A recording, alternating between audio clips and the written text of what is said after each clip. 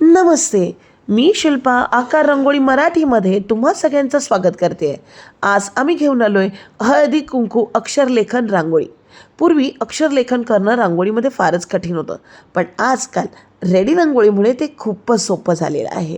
कसं? चला तर बघूया पूर्ण व्हिडिओमध्ये. इथे मी हळदी कुंकू प्रिंट असलेलं म्हणजेच अक्षरलेखन असलेलं A4 साईजमध्ये प्रिंटआउट घेतली आहे. तुम्ही A3 साईजसुद्धा घेऊ शकता आपल्या रांगोळीनुसार, पण नॉर्मली खूप मोठी रांगोळी काढल्यानंतर A4 साईज एवढं अक्षर पुरेसं आहे. जेव्हा आपण दारात काढत असतो, आपल्या घरच्या फंक्शनसाठी करत असतो, समारंभासाठी काही रांगोळी काढत असतो.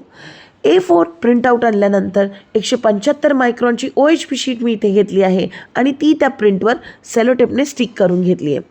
आपलं नेहमीचं मिश्रण बनवायचं मैत्रिणींनो. 60-40चं 60% फेविकॉल MR आणि 40% पाणी मिक्स केल्यानंतर तेच मिश्रण ब्रशच्या साह्याने, आता बऱ्याच वेळेला बऱ्याच व्हिडिओमध्ये हे सांगणं राहून जातं की ब्रश किती नंबरचा घ्या. 8 नंबरचा तुम्हाला इथे ब्रश वापरायचं आहे. मिश्रण लावून घ्यायचं, ज्या अक्षरावर ज्या पद्धतीने आहे ते अक्षर वळवायचं आणि मिश्रण लावल्यानंतर हळूहळू आपली रांगोळी टाकून घ्यायची. आता इथे पहा, अजून एक वेगळी स्टेप मी तुम्हाला आज दाखवणार आहे. मिश्रण लावल्यानंतर हलकीशी मी त्यावर ग्लिटर थोडंसं टाकत आहे. ग्लिटर टाकणं आपल्या अक्षरावर अगदी ऑप्शनल आहे, पण चमचमणारे कोणतीही जर तुम्ही रांगोळी बनवली तर तुमच्या कोणत्याही बॅकग्राऊंडच्या कलरवर ते उठून दिसणार आहे. आता पूर्णपणे रांगोळीमध्ये मिक्स न करता अगदी हलकीशी रांगोळीची म्हणजे हलकीशी चमकीची शेड तुम्हाला हवी असेल तर तुम्ही अशा प्रकारचे स्टेप्स नक्कीच करून पाहू शकता. पहा, इथे आपण रेड कलरने कुंकू किती व्यवस्थितरित्या फील करून घेतलेलं आहे. अगदी सेम स्टेप्स आणि सेम प्रोसिजर तुम्ही हळदीसाठी रिपीट करायची आहे. आता इथे मी एकाच पेजवर दोन्हीही अक्षरलेखन घेतलेलं आहे, जसं हळदी आणि कुंकू.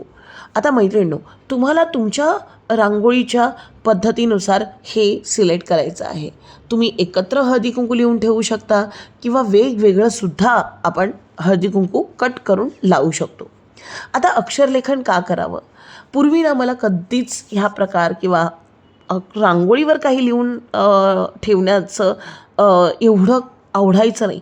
पण आजकाल बऱ्याच रांगोळीमध्ये तुम्हाला असे अक्षरलेखन दिसतील, म्हणजे सुस्वागतमपासून अगदी बेबीच्या लग्नाला यायचं हा अशा पद्धतीचे काही टॅगलाईनसुद्धा आजकाल लोक रांगोळीमधून लिहून काढतात. रांगोळीमध्ये आजकाल लिहिण्यासाठी सुद्धा बरेच टूल आलेले आहेत, पण त्याचबरोबर रेडी रांगोळीची जी क्रेज आहे ना, ती सुद्धा दिवसेंदिवस वाढत आहे. तो सुद्धा ट्रेंड दिवसेंदिवस वाढत आहे. आता इथे पहा, एक लेअर कंप्लीट झाल्यानंतर आपण 15 मिनटं त्याला सुकवायला जायचं मैत्रिणींनो, आणि आपण सेम प्रोसिजर दुसऱ्या लेअरसाठी सुद्धा करून घ्यायची आहे. 2 लेअर कंप्लीट झाल्यानंतर तुमची रांगोळी खूपच थिक अशी दिसायला लागेल. तुम्हाला अजून एक मी इथे खरंच आयडिया देऊ इच्छिते. जर तुम्हाला असं वाटत असेल की तुमची पहिलीच लेअर खूप थिक आहे, OHP शीट बिलकुल पण दिसत नाही आहे, ट्रान्सपरंट आहे, तर दुसरा लेअर मारायची गरजच नाही आहे. पहिला लेअर, एक लेअरमध्ये सुद्धा रांगोळी करता येते मैत्रिणींनो. तीसुद्धा तुम्ही ठेवू शकता, तीसुद्धा तुम्ही वापरू शकता. कारण आपण जेव्हा पृष्ठभागावर रांगोळी काढतो तेव्हा थोडी आपण त्याचं 2 लेअर देत असतो, आपण त्याचं एकच लेअर देत असतो, हो की नाही? आता इथे पहा, पूर्णपणे 2 लेअर सुकून दिल्यानंतर 15 ते 20 मिनटानंतर आपल्याला हलकी ब्लॅक कलरने आउटलाईन करून घ्यायची आहे. हलकी यासाठी म्हणत आहे की तुम्ही 0 नंबरच्या कलरने जेव्हा बॉर्डर करायला जाता आणि ब्रशमध्ये खूप सारा कलर घेताना तेव्हासुद्धा तुमची रांगोळी फिसकटण्याचा चान्सेस जास्त आहेत. आता माझ्या बऱ्याच मैत्रिणी आहेत ज्यांचं हँड पेंटिंग इतकं आर्टिस्टिक नाही आहे, आणि बऱ्याच वेळेला ज्या मैत्रिणी आम्हाला शेअर करतायत फोटो, त्यांचे बॉर्डर्स आम्ही जेव्हा बघतो रांगोळीचे, ते एवढे प्रोफेशनली ते काढू शकत नाही, लिहू शकत नाही. तर अशा वेळेला काय करायचं ना, तुम्ही बॉर्डर नाही केलं ना तरीही चालणार आहे. अशा प्रकारचं लेटरिंगसुद्धा तुम्ही बनवून ठेवू शकता. आता ज्यांनी कधी पूर्ण आयुष्यभर ब्रशच हातात पकडले नसतील, त्याचं बॉर्डर करणं किती डिफिकल्ट असेल.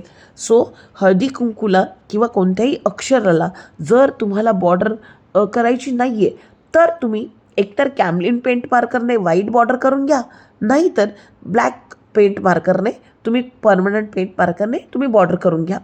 पण बॉर्डर करून दिल्यानंतर तुम्हाला रांगोळी त्या बॉर्डरवर टाकायची नाही आहे, एवढं लक्षात घ्यायचं. पण मी प्रिफर करते की अक्षरलेखनला तुम्ही नॉर्मली ब्रशनेच बॉर्डर करा, ते जास्त चांगलं दिसेल.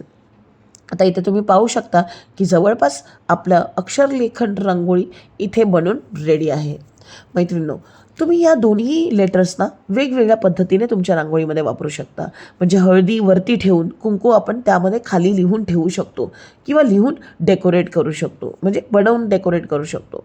अशाच प्रकारचं मैत्रिणींनो, फक्त तुम्ही हळदी कुंकूच आपण बनवत नाही रांगोळीसाठी. आता आता ह्या सगळ्या जे आपण बनवून घेतले ते तुम्ही कटआउट्स म्हणून रेडी करू शकता. तर हा बघा, एक नॉर्मल मी तुम्हाला दाखवण्यासाठी एक भाग दाखवत आहे, जसं सौभाग्याचं सण असं करून आपण हे असं विदाऊट लेटरिंगसुद्धा काही हायलायटेड रंगांनी सुद्धा रांगोळीने सुद्धा आपण आपली अक्षरलेखन रांगोळी कंप्लीट करू शकतो. इथे मी सौभाग्याचा सण असं बनवूनसुद्धा ठेवणार आहे. आता ह्या सगळ्या गोष्टी आपल्याला जेव्हा आपण रांगोळी बनवणार आहोत किंवा बनवायच्या विचारात आहोत, तर त्या पद्धतीने त्या बनवल्या गेल्या पाहिजे. तिळगुळ घ्या, गोड बोला, सण सौभाग्याचे असे काही अक्षरलेखन तुम्ही लिहून तुमच्या रांगोळीमध्ये ठेवू शकता. तुम्हाला आमचा हा व्हिडिओ कसा वाटला, ही आयडिया कशी वाटली, आम्हाला कमेंट बॉक्सवरून नक्की कळवा. आणि आयडिया आवडली असेल तर जास्तीत जास्त लोकांपर्यंत आमच्या व्हिडिओला शेअर करा आणि आमच्या चॅनलला सबस्क्राईब जरूर करा. कारण इथे तुम्हाला तुमच्या समारंभासाठी, तुमच्या येणाऱ्या प्रत्येक फंक्शनसाठी परफेक्ट असे रांगोळी नक्कीच मिळून जाईल. भेटूया अशाच मस्त मस्त आणि भन्नाट आयडियासह येणाऱ्या व्हिडिओमध्ये. तोपर्यंत मैत्रिणींनो, रांगोळी बनवत राहा. धन्यवाद.